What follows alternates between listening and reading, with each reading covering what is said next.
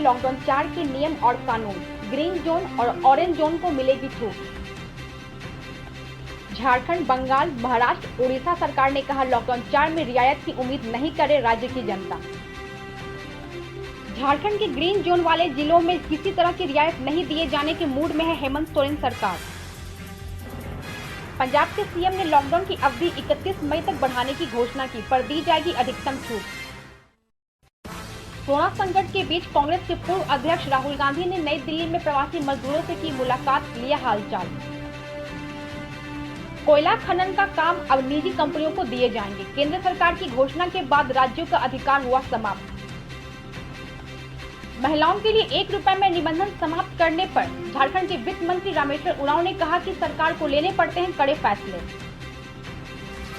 राजधानी रांची की हिंदपीढ़ी में पूर्व पार्षद और सीआरपीएफ जवानों के बीच बीती रात हुआ विवाद, अधिक सैन्य बलों की प्रतिनियुक्ति।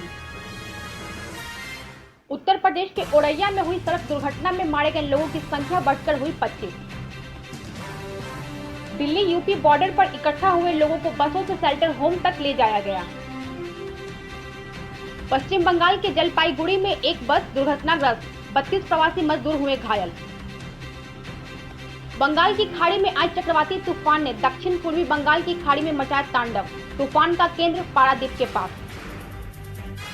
भारतीय रेलवे का दावा, कल चलाए गए 167 श्रमिक एक्सप्रेस कुल 2,39,000 प्रवासियों को उनके घरों तक पहुंचाया गया। यूपी के CM Yogi Adityanath corona virus को लेकर टीम 11 के साथ कर रहे हैं बैठक। उड़ीसा में कोरोना पॉजिटिव मरीजों की संख्या बढ़कर हुई 828, कल मिले थे 91 पॉजिटिव मरीज। हम कोयला वाले घरों को रोशन तो करते हैं, बच्चों का भविष्य भी संवारते हैं।